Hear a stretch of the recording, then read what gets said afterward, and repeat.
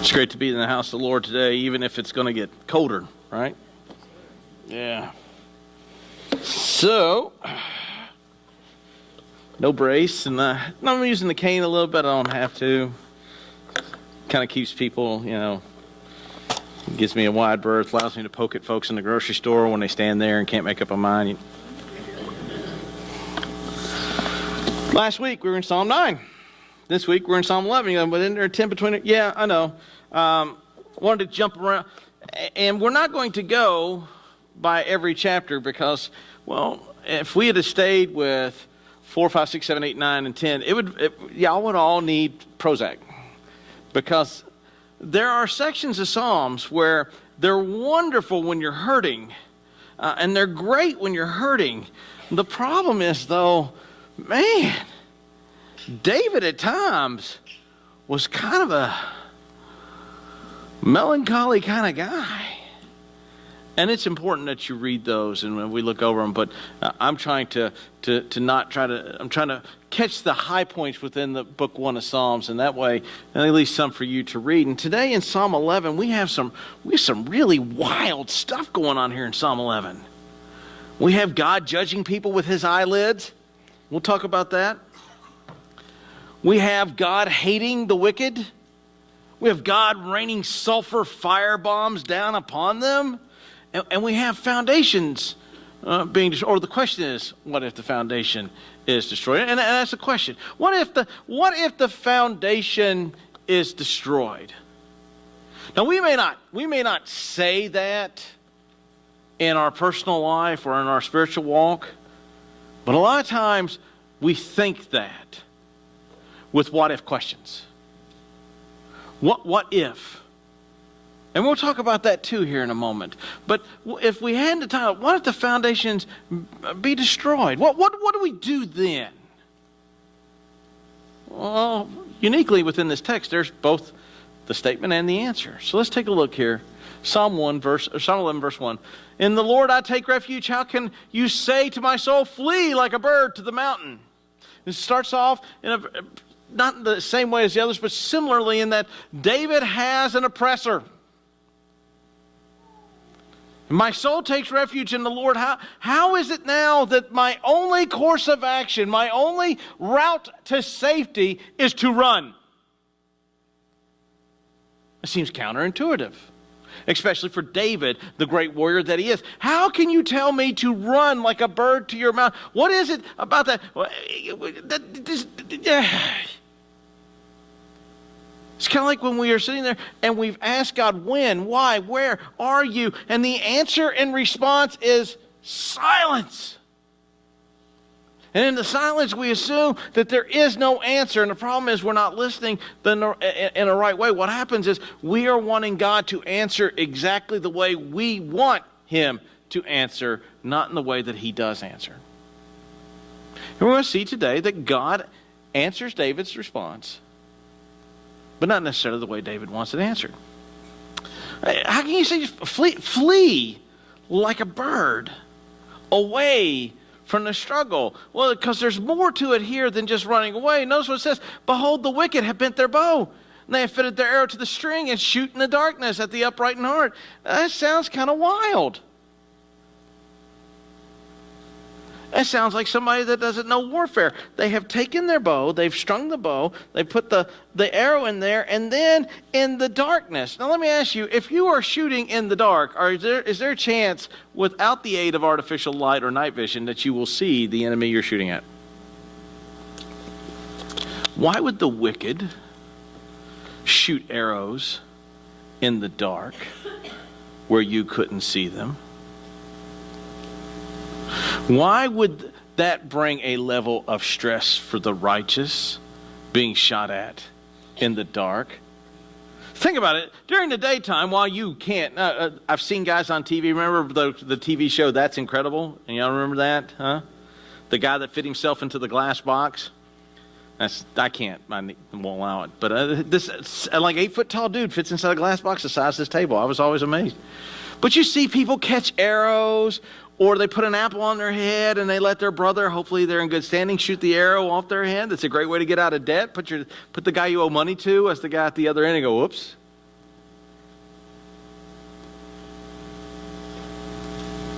How many of y'all have ever been in the dark and heard a noise you can't identify? Let me put it this way. Let's put it in modern vernacular. You have heard, unless you've lived under a rock, you have heard the sound of a shotgun slide racking. Imagine you're walking through your house and all of a sudden you hear, we all know the sound. We all know what it means. We all know that somebody is in the house in the dark with you and they have just chambered around, or maybe not. Are you going to go prancing through the house like you were? Let's put it in parent vernacular. Your children have scattered their Legos upon the floor. And in the dark, you go to find them. In the daylight, you can see the Legos, right? This is why I learned long ago, this is why I wear house shoes. You're not getting me with Legos. You're not getting me with princesses or Barbies or whatever it is. Get mom all day long. She eventually learned to wear house shoes. Dad, he didn't fall for that early on. Everybody's like going, do you ever step on a Lego? No, I wear house shoes, man. I can't do that. Well, then step on Legos. Pick your poison. Legos are scattered in the dark. And now go walk boldly in there. Imagine, if you will, if you're the righteous and someone is shooting arrows in the dark, can you see the arrows coming? Can you see where the arrows are landing? What happens if you move in the dark thinking you're fleeing away from the arrow? You could actually be moving into the path of the arrow. This is both warfare on the natural and psychological level. You go back and look at some of the tactics that some archers would actually, to really liven it up, put fireballs on the end of those arrows. Now imagine fireballs being shot at you in the dark. Does that not also add the consternation to you? Yeah, because if it hits, it's going to hurt and burn. But notice what is going on. Who is doing this? The wicked are shooting at the upright after they have already prepared their bow for war, and they are doing so in the dark. Now here's the other thing. For the wicked guy, if you're shooting arrows in the dark, are you shooting at a target? No, you're doing what's known as suppressive fire. You're just shooting in an area. Is that effective? I mean, if I wanted to shoot you with an arrow, would I shoot you during the daytime or at the nighttime? Daytime, preferably. I can see you and I know where the arrow is going to go. If I'm shooting in the dark, I'm really trying to do more of a terror thing. And so the wicked are doing this to the righteous. See, your struggles and your problems and the issues in your life are just like that. They are the enemy shooting arrows in the dark. And while they are terrifying, and while it is scary, and while all that is going on, you begin to ask questions. You begin to ask this question: what can the righteous do? If the foundation be destroyed, what can the righteous do? Now, David is talking about his kingdom. He's also talking about that of God. And so you have this conversation going about the eternality of things and the longevity of things. But what can the righteous do if things are destroyed? Let's pull this forward in our vernacular. The foundations are destroyed. What does the righteous do? Now, this implies one thing. What? That the foundations are capable of being destroyed. That the foundation that God has laid is capable of suffering some form of decay, siege, onslaught, where it actually falls apart. Now that indicates a mindset in the fact that God is not in total control of who and what he says he is. Remember, I've tossed this phrase out repeatedly. God is the only, starts with an A, folks, autonomous being in the world. He is the only law unto himself. When he creates it, no one else comes along and copies it. We make bad copies when we do. He is the only autonomous being. And the implication is that autonomous being has created something that is not permanent, and that temporally can be laid siege to and destroyed. And then the righteous are without a thing. And that is the implication. And notice how we do that. We may not articulate it that way, but we do in this way. What if they ban Bibles? What happens, Brother Ashley, in America if they ban Bibles? Well, this personal copy of a text that you would have in your home is a relatively new invention in the world of Christianity. You can thank Martin Luther and the Gutenberg press because in 1517, that's when they began to make them. In the 1500s, they may have come along a little later. But even then, it was a family Bible, and when you laid into somebody with that, you gave them a concussion. Because they had brass features and brass hinges, and I mean, it was something. This is a relatively new invention in the world of Christianity. Were there texts? Yes. Were there manuscripts? Yes. They were typically at the church. The ministers had those, and they would read from them, and they would read to them from the people. So what if they ban Bibles? What if they ban Bibles? Well, first of all, as believers, our job is to be committing this to memory. I got it, just like the rest of you. I've got a bad memory. But the hard thing is committing this to memory. And two, if they ban Bibles, and Bibles stopped existing in our language, does the church stop? Does the foundation God laid for his people, does it stop? See, what happens is we look at the situation and the circumstance and goes, well, what if? Okay, what if? Does the foundation of the world which God has put in place come to an end? Let's pull the environmentalists. All right, this is why I'm not an environmentalist. Why? Because the only person who's going to destroy this world is not us. Now, I'm a conservationist.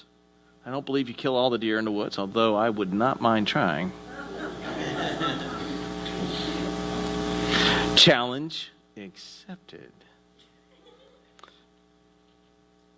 You cut trees for warmth, but you don't cut down every tree, and you learn to replant and you do all this cool stuff that you do if you're a conservationist. But this idea that if we don't change things, the world is going to burn up into a fireball is calling into question one if the foundations be destroyed. Do you really believe, old human beings, that you have power over Almighty God, that you can destroy his creation? Hold on a second while I laugh at you. That's not happening. What if they banned Christianity? Do you know that the greatest growth of the Christian church occurred during the time when it was banned? The greatest lack of growth of the Christian church came when it linked itself to political power. What? Yeah. Christianity seems to thrive in persecution. And did the foundations of the church ever get destroyed? No.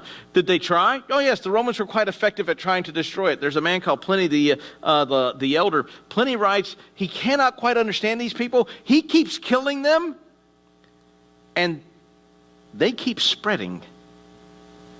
And the more he tries to eradicate them, the more it spreads.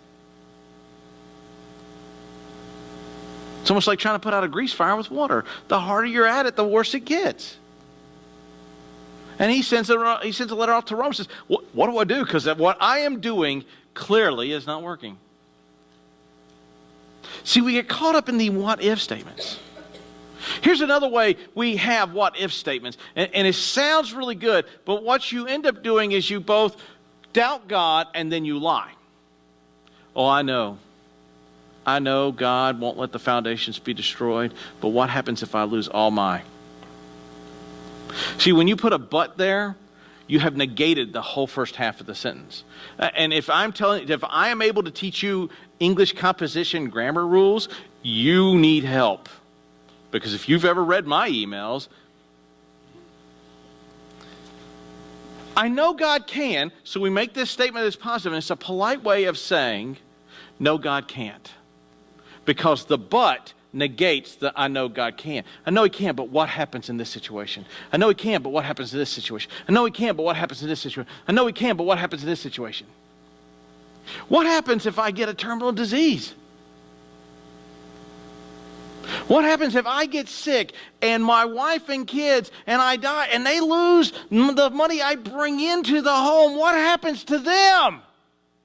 The foundations of what we have built here temporally are destroyed, but are the foundations that God has established ever once been altered? No, and see, here's the reason why David can make this statement, because David's not looking in the temporal. A lot of times we look temporally for resolutions to things that are eternal resolutions. Look at prayer requests when they come out in any church you go to. What is the primary focus of the majority of them? They are all on temporal suffering. They are all on temporal needs. They are all on the temporalness of this life. Rarely do you have prayer requests where it comes across as, Lord, as they have this issue, you help them fight the good fight and enter into the kingdom addressed in righteous clothes. No, Lord, take this away. Lord, take this away. Lord, give me this. Lord, give me this. Lord, give me this. Why? Because my foundation here has been threatened. My temporal foundation that I've set in a place has been threatened. My thing that I have... David's doing this right now. What good is it to flee to the mountains if the very foundation of my kingdom is destroyed? And God is looking at him like, going, not happening. Because who established that foundation? I did. Not me personally, God. God established that foundation. So can the wicked destroy a thing that God puts into place? And the answer is no. But all the things that we put in place, our financial well-being, all the cool stuff that we have, all the really neat things that we do, all the health that we have, all those things that we gravitate towards as the end-all, be-all of our life, never anything really beyond that. When that gets threatened, all of a sudden, oh Lord, what if? And it's a temporal focus on the issue. As believers, we are charged to shift our focus from the temporalness of this world to the eternality of this world. Justice denied here does not mean justice denied. It just means that the people responsible for things that are done will not receive justice that men do. But here's the thing. No one escapes the righteous judge of God. Remember the verse from Hebrews last week? It is a fearful thing. I want you to understand the language that's being used. Why? Because this language is going to amp up here in a minute. It is a fearful thing to fall into the hands of the living God. It's not very sweet. But imagine getting that on a Hallmark card. I love you, because it is a fearful thing to fall into the hands of a living God. Heart emoji. Not something you would see on Hallmark. Not something you hear on Christian radio, because imagine Christian radio using this as an advertisement. Christian radio, because it's a fearful thing to fall into the hands of the living God. Would you listen? No. And that alters how we look at Christianity, and that alters how we look at the world. Why? Because throughout the text, God warns us of exactly who and what He is. And we want to talk about that here in a minute. But we come to the Bible and we come to our problems with all these what-if scenarios. And this is what you do when you do that. You call into very question the autonomous being of the world who sets things in motion and has fixed life. His church, while this church may cease to be, His church never does. While churches in Asia may cease to be, His church never does. While congregations come and go, the totality of the church does not come to an end. While you may struggle in this temporal world, the foundation set for you in Jesus Christ is an eternal status, and it is irrevocable and cannot change. And yet your worry is this, and rightfully so, in a small degree. But at times we give those things so much power, and so much more power than we give the God of the universe. What if you don't understand, Pastor, how painful my issues are? Great. I'm going to go back to what I'm telling you for the last few weeks. In our culture today, we live by who can be offended the most and who suffers the most. If you can be offended more than anybody else, you are the champion of the offense game, and therefore no one can tell you how bad your life is. If you have more suffering than anybody else, then no one can tell you how bad your life is, and you can sit and play Eeyore all you want. We live for this now. This did not used to exist in our culture, but now we seem to embrace it. And at the root of that is the foundation is easily destroyed. Well, let me tell you why the foundation can't be destroyed. Let's look at verse 4. The Lord is in his holy temple. The Lord's throne is in heaven.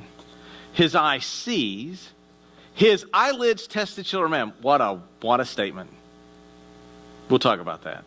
The Lord tests the righteous. Interesting point.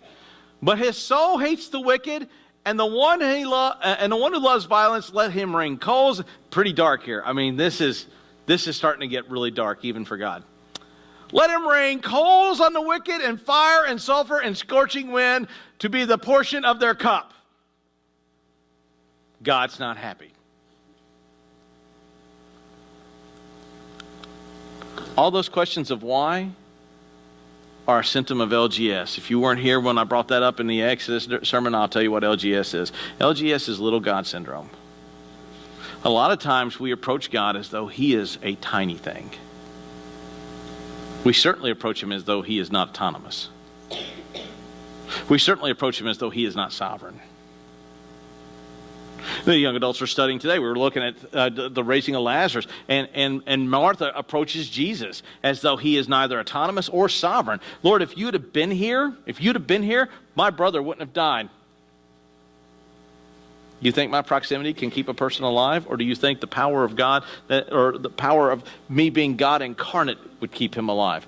Yeah, that's the point. We come to God with a very little God syndrome. Because we're looking at the temporalness of our problems and not the eternality of our problem. See, when you take the issue here, what happens if I were to die and my family loses all, not that I'm planning on doing that, and last doctor's visit I was in pretty decent health. Okay, they told me to lower my cholesterol, so I've been eating a lot of fried foods because that's what they told me to do. Lots of bacon, because bacon makes you immortal. Remember, coffee and bacon adds 20% to your life. I'm drinking both. I eat bacon in the morning and I drink coffee. That's a 40% increase in my life expectancy. If I can find something to fill in that 60%, I am immortal. Is that how that works? No.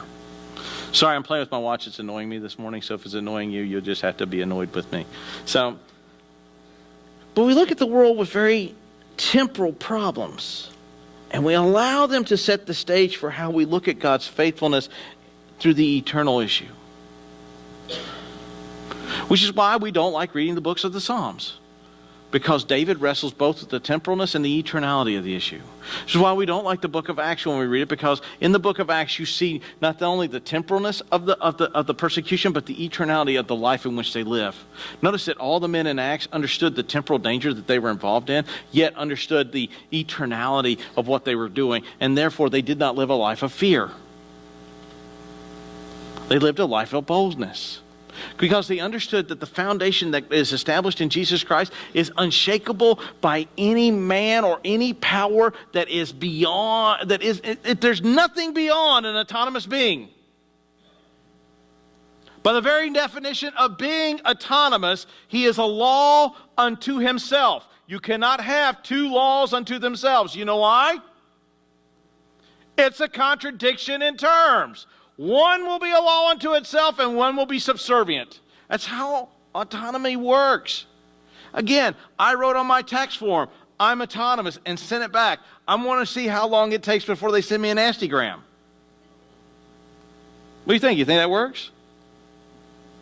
I'm going to speed up Chuck's probably out there listening. Chuck, it's a joke. I'm going to speed up Tremere. When the officer pulls me over, I go, I'm sorry. I'm autonomous. Roll my window back up because I got a crank. Put it in gear and drive away. How long do you think my autonomous statement is going to last? Not very far. Because Chuck's going to call his friends and then there's going to be a meeting of the minds. The foundation that is established, that God has established, that God has put into place, and that Christ has put into place through his death, burial, and resurrection is unchangeable. And yet we approach it with such fear and timidity because we look at the world of life and go, oh, if this happens, the whole thing is over. Folks, go read some church history. Vile things happen to Christians in church history. And the church has been in existence for 2 millennia with great efforts to stamp it out.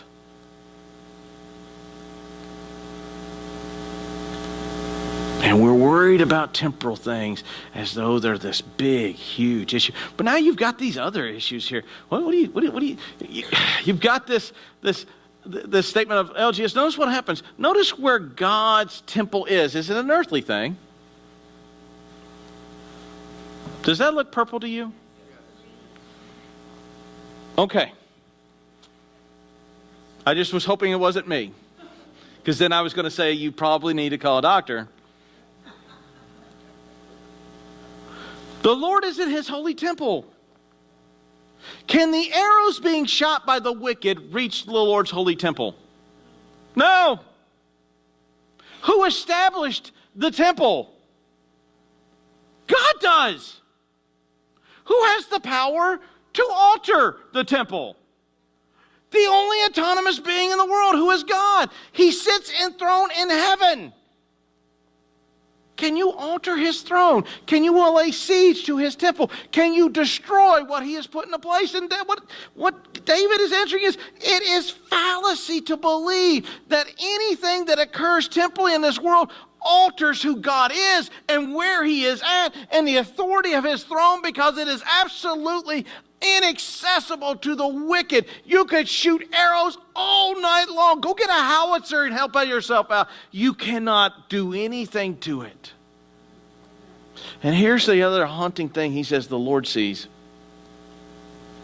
So for you in the temporalness here of the problem that you have, the Lord sees. Well, why doesn't he help? Well, you're going to see why here in just a minute. There's a great line there at the end. Do you see it?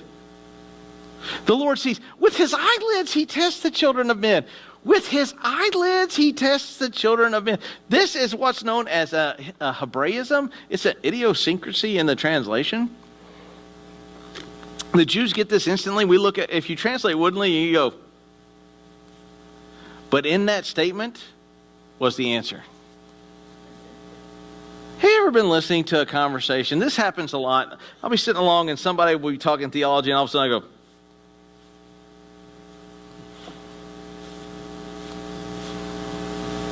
my eyelid is testing them. Have you ever, when I was a kid, I used to sit about where Alan's sitting. My parents would be in the choir. They put us up close, but not too close because they didn't want us to be overly rambunctious. My brother and I would sit on the same pew together. And my brother and I are only like 2.5 years apart. So he's 50, so I'm not there yet.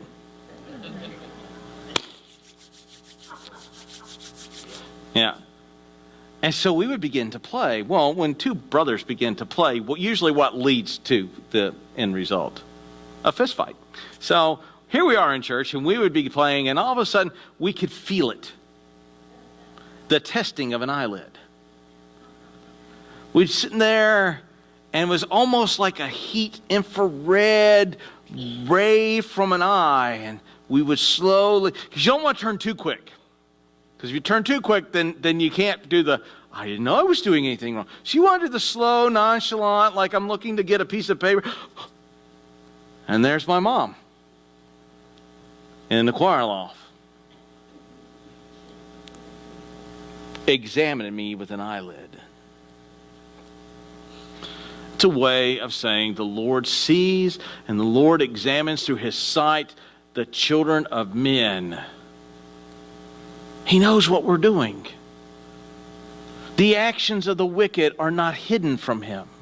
The trouble that you are in is not hidden from him. Why do we go through it? The Lord tests the righteous. The Lord tests the righteous. See, if you thought coming to Christianity meant that you had a test-free life, listen, find another religion. Christianity is a difficult religion to live. It requires us to live a faith openly in a world that mocks us.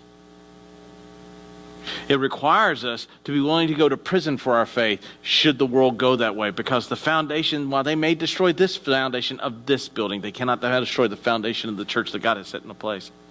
The Lord tests the righteous.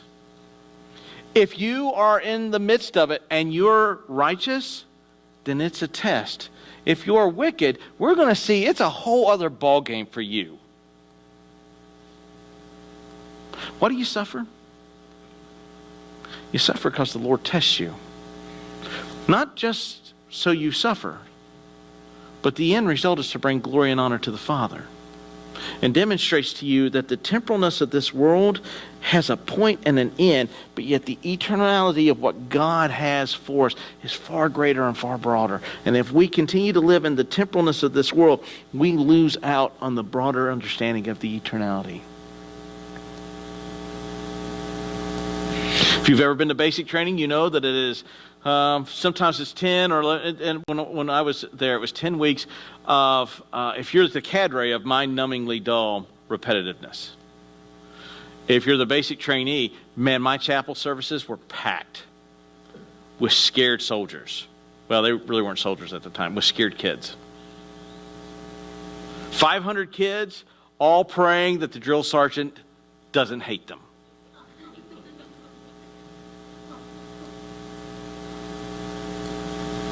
By week 9, though, my service dropped to about 50 kids. You know why? They didn't need Jesus anymore. And they're finished basic training. Of the two groups, which one was God testing and which one was righteous, and which ones were the ones that were just there following along? They were focused on the temporal. They were focused on an immediate issue. They were focused on the big bad drill sergeant with the round brown hat that was yelling at them. And then when that issue went away, they didn't need Jesus anymore. The 50 understood the eternality of what we were doing. See, this is what happens when we have a temporally focused mindset. And as long as we live in the temporal, we will never fully understand the eternal. The Lord tests the righteous to bring glory and honor to the Father. Through that, in testing, you develop strength. You develop more in your walk. You develop more in your understanding of who God is. Why? Just like when you go to the gym. Not that I'm advocating that, because I hear that if you put weights on a bar and do this enough times, your arms get stronger. That's what I hear. I'm not willing to do the scientific experiments to figure that out. But what happens to the wicked? But his soul hates the wicked. Let that sink in for a moment. His soul hates the wicked. The his is God. His soul is his soul. And the word there, hates, means just that. Hates. But wait, God is love. Yeah. You have two radical polar existing concepts in the nature of God, and one of them is being espoused in this text. Now, we're going to look at this, and we're going to talk about how the way to look at this. This has an actual context within the passage. Here's the great thing about all Scripture. Every verse in a chapter has a context in that chapter. Then you go outside the chapter to get more understanding or fuller understanding of that verse. But typically, every verse in the Bible has a context in that chapter. This has a context in this chapter. And we're going to look at that here in a moment. But we're going to look at some ways in which people take this verse and pervert it. Because notice who hates the wicked. The his is God. The him is God. Does it say we?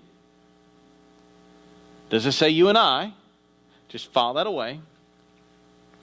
The Lord hates the wicked and the one who loves violence. And typically the way we read this is, the Lord hates those who love violence because they do wickedness. That's not how the Hebrew writes this. The Lord hates the wicked and he hates those who do violence. Now let me ask you a question. Who fits in that category? In this chapter, there is a context for the wicked. But if you're going to kick this open broadly, who fits in this category broadly? Well, before you were saved, guess what you were? You were an enemy of God, and you were the wicked. But wait. It's got to be over the top language. Well, we'll look at that. I mean, let him rain coals down on the wicked, fire and sulfur and scorching. How many of you ever heard a sermon where the guy is telling you that God hates the wicked, right? No, that's a hard sell. Again, imagine Christian radio. Christian radio. The Lord hates the wicked, and those who do violence, let him rain coals upon them and burning sulfur. Christian radio. Kind of a hard sell, right? But wait. How many of you have heard this verse? God loves the sinner and hates the sin. How many of you heard this verse? Right? Out of the Bible? Right? Out of the Bible? Right? No? It's not. It's not even Christian. Do you know who makes this statement? In 1917, a man by the name of Mahatma Gandhi is addressing all of India, trying to get the Indians to live, not the Indians as we think, but the Indians from people from India. Because he has Muslims, he has Sikhs, he has Buddhists, he has Hindus, he has Christians, he has a whole plethora of religions, and he is trying to get them all to live together. And so he makes this statement to where all the religions can embrace universalistic idea, because that's what he was, and that you don't make distinctions over the individual sins that each religion has. Just love the sinner. Now, I've heard this preached from the pulpit in many a sermon, but it does not have a biblical context to go with it. It is written and stated by a Hindu. And yet we went and sucked that in like a catfish at the end of a drain pipe. Let's look at what the text says about God hating people. Psalm 5:5. Psalm 5:5. The boastful shall not stand before the eyes. You hate all evildoers. Did I move that back? There. Psalm 145:20. The Lord preserves all who love him. So those who love him, remember for Psalm 1, the righteous God loves, the wicked, he perish. God amps it up now. And the Lord preserves all who love him, but the wicked he will give flowers and candy to and a second prize. Now, he destroys. He destroys. But God is love. Yeah, we're going to talk about this here in a minute, because it's important for you to understand that God has more than just one attribute. A lot of times we approach God as though he has only one attribute, which is why when the foundations look like they're going to be destroyed, we go, God, where's your love? Where's your love in the foundation being destroyed? My love is shown in its totality of the eternal nature of what's going on. So we're going to describe this. Well, let's go on. Proverbs makes this interesting statement. This is 3 verses out of Proverbs 15. And these are called the abomination verses. The sacrifice of the wicked are abomination to the Lord, but the prayer of the upright is acceptable. The way of the wicked is an abomination unto the Lord, but he loves those who pursue righteousness. And the thoughts of the wicked are an abomination to the Lord. Notice how he begins. He goes with the sacrifice, the things that you would do, the things that you would give to the God that you serve. This is one reason why when people ask me, if the unrighteous pray to God, does it have any effect? Psalm 15:8, what does it say? Nope. The way of the wicked. So not just their sacrificial living and the way they support their God, but the way in which they live their life. And then the thoughts of the wicked are an abomination. You say, well, that doesn't say hate. Go look up the word abomination. Don't do it. Do it now if you want to. You got your iPhones, you're looking or playing games anyway already. I got it. The word abomination means hate. That's what it means. It's a polite way of saying it. So what do you do? What do you do with this terminology? Well, I'll tell you what some do. There's a group called Independent Fundamentalists, and it's not just them, but they are really the big proponents. And one of the newest groups is a group called the New independent fundamentalists, and there's a guy in there by the name of Steve Anderson. And if you do not know who Steve Anderson is, if you've got really thick skin, I would watch the 5-minute video where he screams, "I have no love," and then you'll see, because this is how Steve Anderson and folks like this approach this. God commands us to love the things that God loves and hates the thing that God hates. Therefore, we are to hate the wicked. Notice in any of these verses, does it ever command us to hate people? Does it? Who hates them? God hates them. Is there a reason why God hates them? Yes, there is, and we'll look at that in a minute. But what they do is they embrace this, and this is why Stephen Anderson can get in the pulpit and go, people tell me I should be praying for Bruce Jenner, and I say, I'm not going to pray for him. If I pray for him, I'm going to pray that God kills him and he dies. Why? Because God tells me to hate the wicked. Problem is, you fly right into the face of James. James makes the point that with our mouth, we sing praises to God, and then we turn around and speak a curse or ill of the image bearer of God. With our mouth, we speak against the image. We damage the image of God. So is this our realm to be involved in? No, why? Because here's the thing, folks. In our hatred, it's an imperfect hatred. The Bible also makes a reference of one of the attributes of God is that he's a jealous God. When we're jealous, we sit up the street from where our girlfriend who dumped us, and we see who's guy and what car's out in front of the house, and guy that's there because we're jealous. Not that that's ever happened or I've ever done that, but I know a lot of guys that did. See, that's our reference for jealousy, is that holy jealousy. Now, when God uses the term jealousy, he is making the point that Israel and the people of God should have only one God, and they should worship no other God. And he is a jealous God, that the love that the believer has should be for God alone and for no one else. So God can be both loving and both wrathful, both loving and hate at the same time. You know how I know this? Because Romans makes the point that while we were yet enemies, hostile combatants against God. By the way, he is angry and wrathful at the wickedness that we commit and the wicked behavior of individuals. But he sends his son to die for us. A great example of God's wrath and hatred, the Exodus narrative. At the Red Sea, when the Red Sea is parted, you see the wrath of God poured out upon the Egyptian army in such a way that the totality of Egypt is destroyed. You see the wrath and hatred of God meted out in the 10th plague, when those who did not have the blood of the lamb on the doorpost and lintel, they died. And they died because of the rebellion and wickedness and sin. And so, yes, it's true that God hates the wicked, and he hates them for several reasons. He hates them because of their behavior. Notice the context of this verse. What are the wicked doing? They are filling their arrows into bows and shooting at the righteous people of the children of Israel, and they are causing them to doubt the very nature of a loving God. In the attempts of them to harm Israel, they are causing people to doubt the foundation that God has put into place. And notice what he does. He makes the statement that the foundation cannot be destroyed because his temple is in heaven, his throne is in heaven, and that his eye upon the wicked and his eye upon these. And these individuals that call these things to the question, I will punish. Now, he uses extreme, over-the-top language for this, but he does this in the Exodus narrative.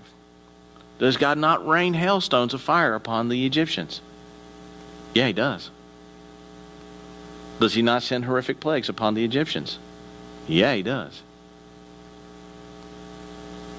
But he loves everyone. He does. Because in his great love for us, he sends his son into the world to die for us. And this is how we delineate between the righteous and the wicked. To go around and say, well, God hates the wicked, therefore I should hate the wicked, you have misread this text. And that is not what this text is telling you to do. And if you go around doing it, please stop. You make us look bad. But notice how it finishes out. It looks really dark, but then look at this. For the Lord is righteous. So in his righteousness, he can be both jealous and wrathful and hateful. I can't, but he can. How can he do that? I'm going to put that in the category of mystery. He loves righteous deeds, and the upright shall see his face. Notice the distinction. Go all the way back to Psalm 1. This distinction is there. The Lord knows the righteous, the wicked perish. The Lord knows the righteous, the wicked perish. And you go see this theme working all the way through. The Lord and the upright shall see his face. The wicked perish.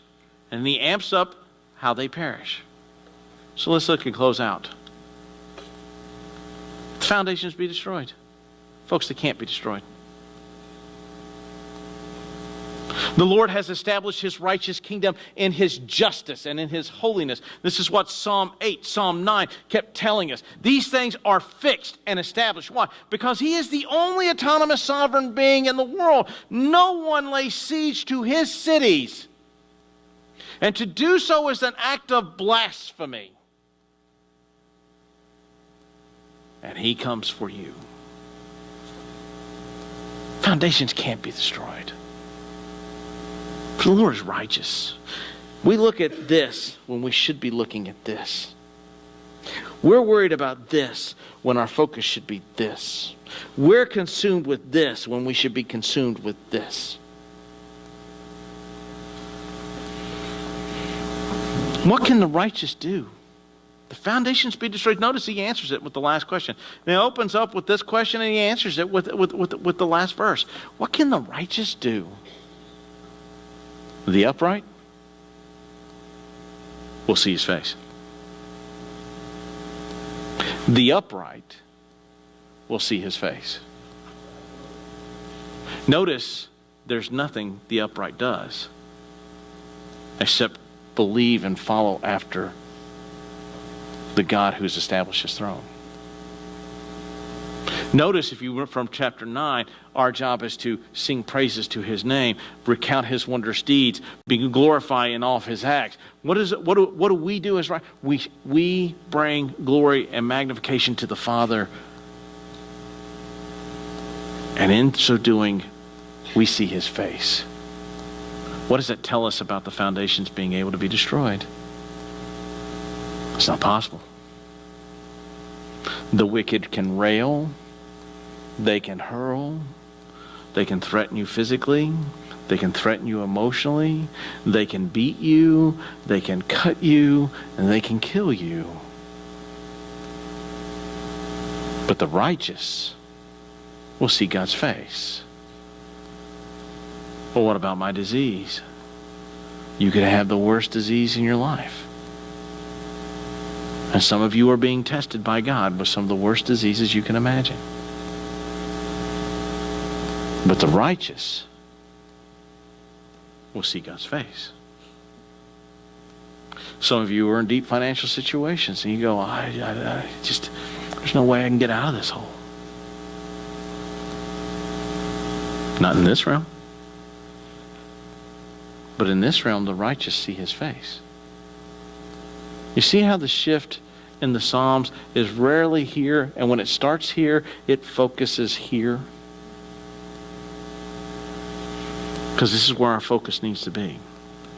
Which is why we are others focused when we go out and talk to people about Jesus. A tactic that I use, Billy's going to be with me today. I'm going to go to the gun show. Do you know that if you're holding a weapon that they hand you from behind the counter, they can't leave? Because they want that gun back. Do you know you can talk to them about anything? Because you're holding their property. They want it back. You know, you can talk to them about anything. You can play with the firearm and go, man, this is really awesome. Do you know if you were to die today, they've got to stay there. You've got a $700 piece of hardware in your hand. They want you either to cough up the cash for it or give it back. But they ain't leaving you with that. It's a little humorous, but you can do that. Your waitress is the same person. She's got to stay there. Why? She wants a tip. The righteous see God's face. One of the things that we're required to do is to go out and see. If we're focused here in the temporal, we don't think about the eternal consequences of the plan of salvation.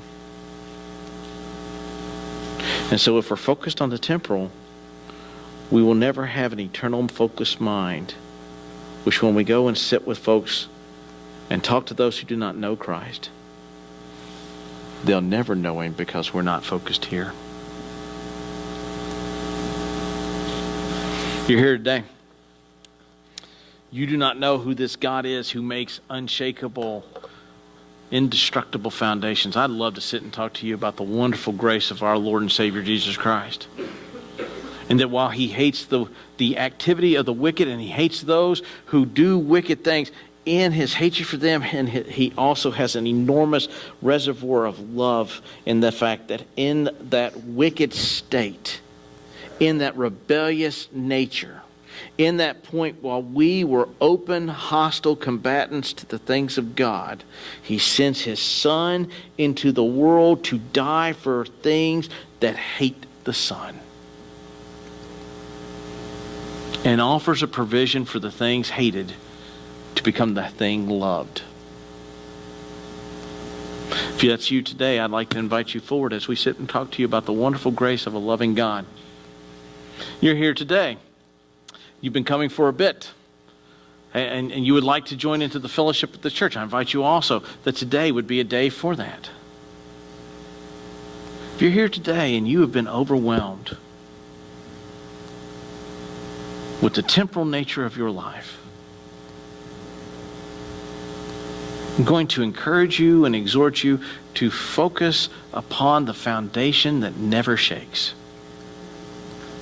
and shift to the eternality of what awaits and the purpose of our life.